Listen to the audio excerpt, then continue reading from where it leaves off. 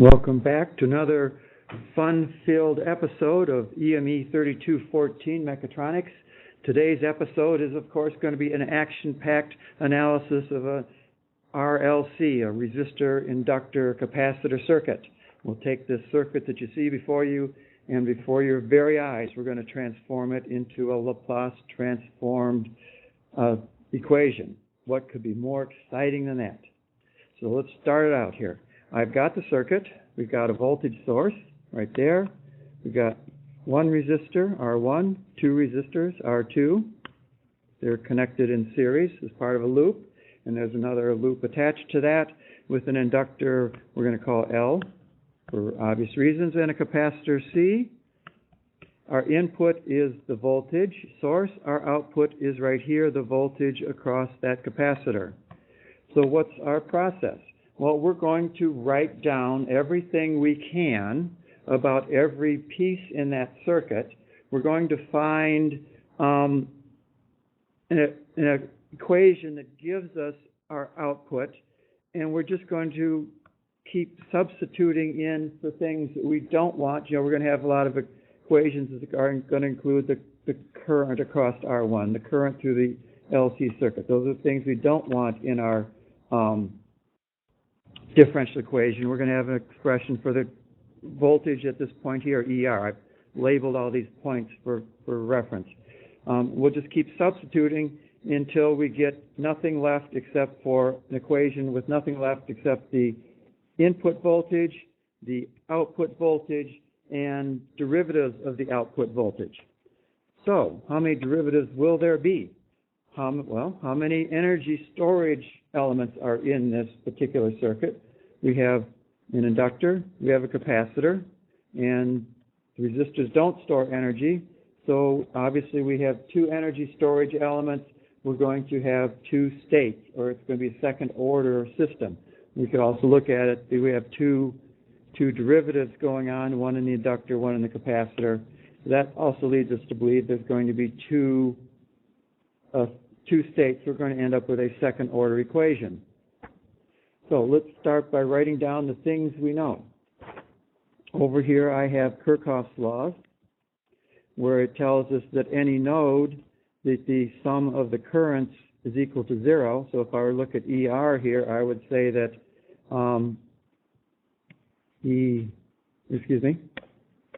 IR1 plus ILC plus IR2 equals 0. Okay, and we'll play with the signs a little bit later on, but basically it means the current coming in is equal to current coming out. That's fairly straightforward.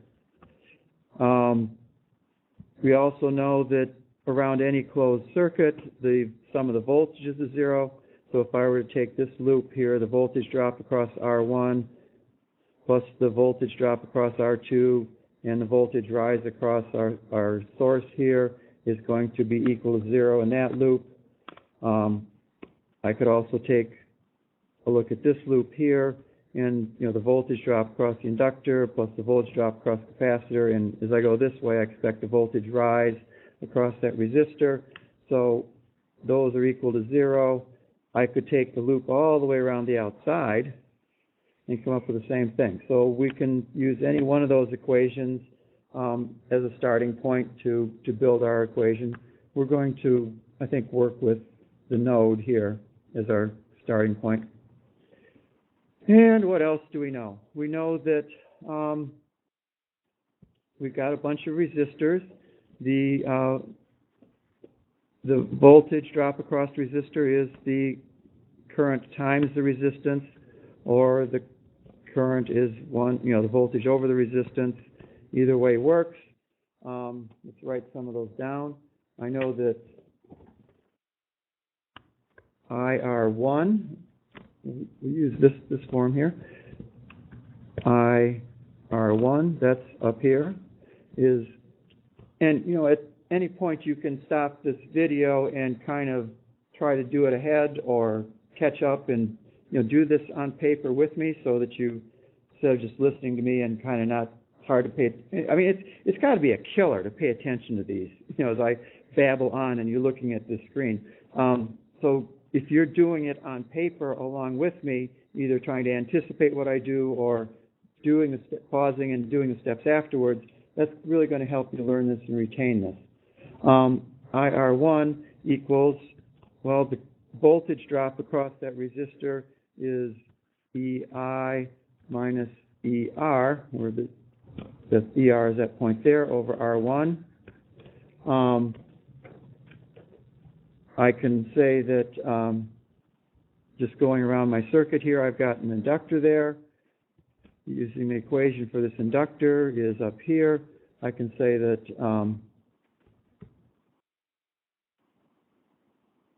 where's my inductor equation? I'm looking at my notes. I'm already lost in my notes. Let's do the capacitor. That's next in my notes. So this capacitor here, I say that ILC, that's the current from here through there, and it's the same current through the inductor and the capacitor. ILC equals the capacitance times EC, which is our output, dot, okay, there's a derivative of our output, that's a good thing. I can say that IR2 equals ER, this voltage up here, minus EG, which is equal to 0, over R2, and since EG is equal to 0, I'm going to erase it and just simplify this to be, it's not what I want to do, come on, ER over R2, and the voltage across this capacitor is going to be the voltage from the voltage across ER, right, this voltage, minus the voltage drop across that inductor. So I can say that EC equals ER minus L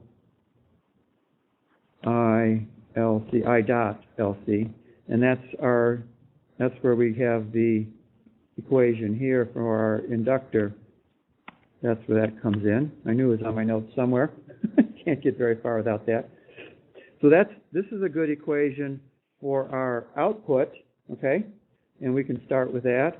And we can say also that I have IR2. And if I look at I got my equation for the node here. I can also look at the equation across, do I have the voltage across R2? No. If I say that ER2 equals IR2 times R2, right? So what I can start to do now is start putting some of these together, because I have ER here, I have ER there, I have IR2 here, I have some expressions involving IR2 up here. So I can start kind of putting things together and substituting these in so that I can say that EC, our output, equals IR1 minus ILC times R2. That is our ER that we just substituted in right here, that equation. Substituted that into there,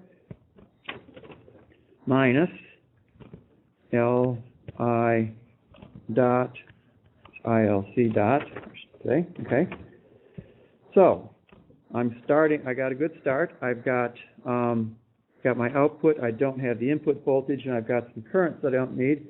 So we're just going to substitute for those currents with whatever we can and multiply things out, and away we go. So EC, it's just grinding through algebra. I can't guarantee that I'm doing this the most efficient way. I can't guarantee that I didn't make a mistake somewhere along the way either. So if you're playing along with pencil and paper, and you see a mistake, let me know. Or, you may find a more efficient way to do this, but this is a way, and it's just a matter of grinding out. It's algebra at this point. Okay, so EC, I should stop getting on these sidetracks, right? Is R2 times I R1, that's just multiplying out this term. And I can substitute for ILC.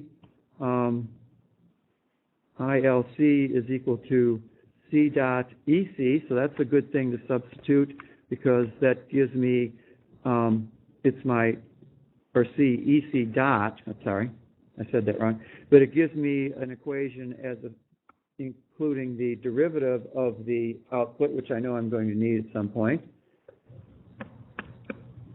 So minus R2 from here, and substituting for ILC, I get C EC dot, and then I can do, I've got ILC again here, well it's actually ILC dot. I can do the same substitution, but again I have to take the derivative of this equation to get ILC dot, and that's just simply, well I have the L minus L times C times E double dot of C, and we knew that we had to get, it's not very good looking E. We know we have to get a second order equation, so that's a good thing. I'm seeing my output, I'm seeing the derivative of the output, I'm seeing a second derivative of the output. I feel like we're moving in the right direction here. The eraser's too fat, or my fingers are too clumsy. So we can do a little more substituting. Let me slide this down. I've got IR1, right? I don't want IR1. I'm going to get rid of that.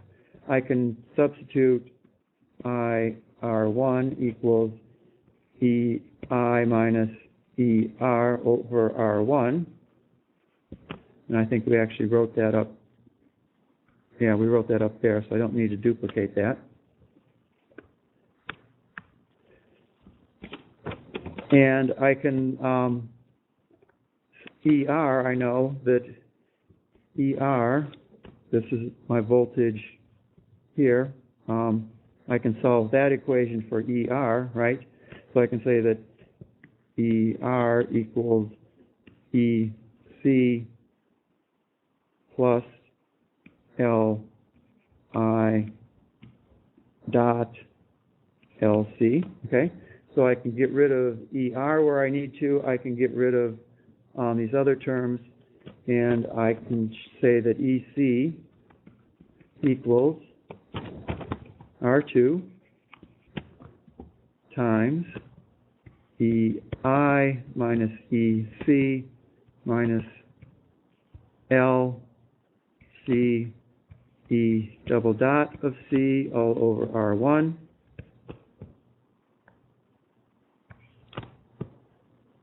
And minus R2 C E dot C minus L C E double dot of C. Okay? That's kind of a giant leap of algebra, but again, you can work it out, make sure I did it right. And what have I got now? We're getting pretty close. I've got my input voltage here. This is the output voltage, second derivative of the output voltage. Output voltage. It's just a matter now of rearranging it to get it into a nice differential equation form. This, didn't turn out to be so bad after all. So I'm going to multiply all this out. EC equals R2 over R1 times EI, that's our input voltage, minus R2 over R1 times EC, okay, that'll have to go to the other side, or get rearranged, minus R2 over R1 LC E double dot C, minus R2 C EC dot, minus L C E double dot C, okay?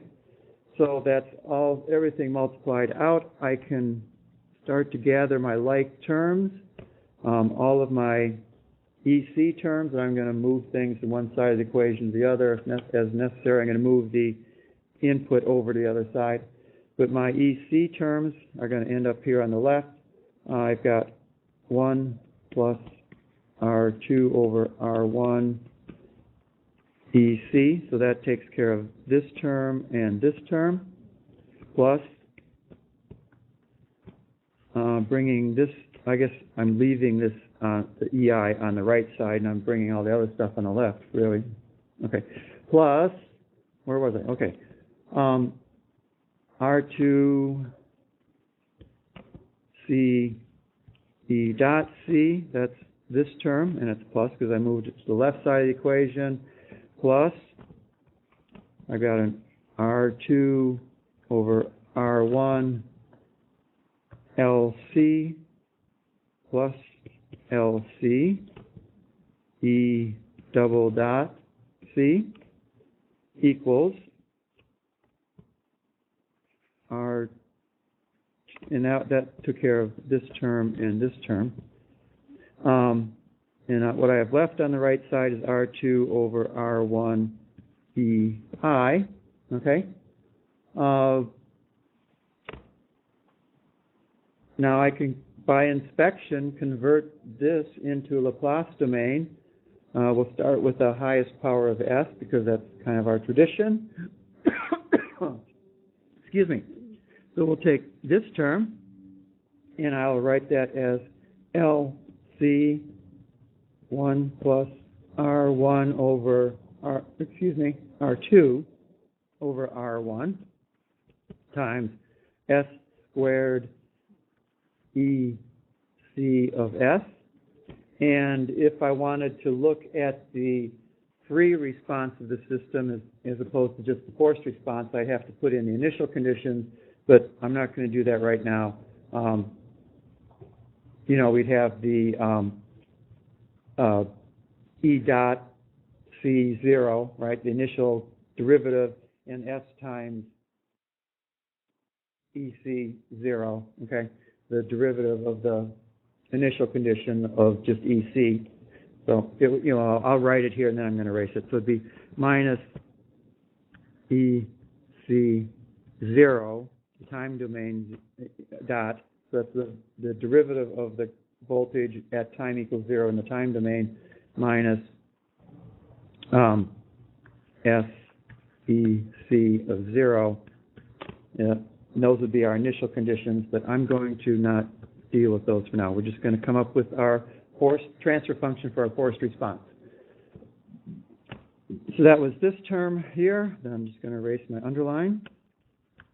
I have a first derivative term, so that's just plus R2 C S E of S, EC of S.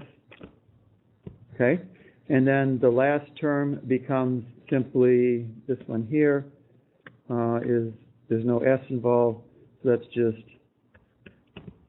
plus 1 plus R2 over R1 times EC, and that's equal to R2 over R1 EI.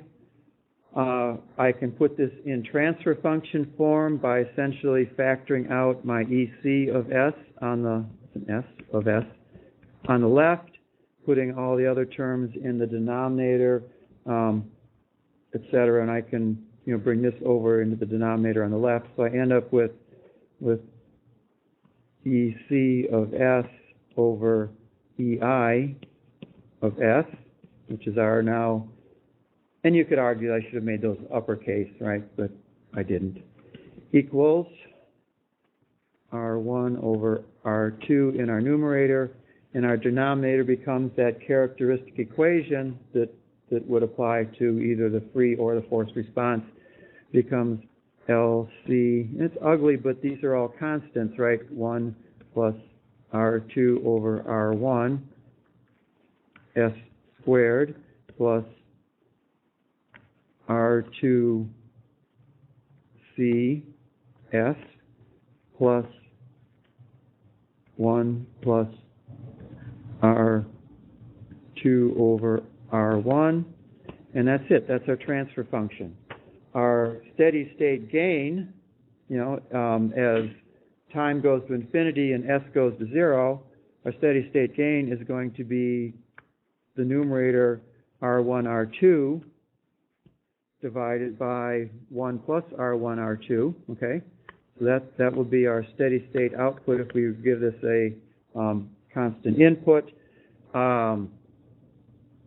I could convert this denominator into the s squared times 2 zeta omega n, plus 2 zeta omega n s plus omega n squared by rearranging and just figuring out, I have to divide everything by this, that end up in the numerator and the denominator, and it'll get kind of ugly, but it's really no different than anything else. These are just constants, and we can do our normal second order Laplace analysis. We could put this into MATLAB.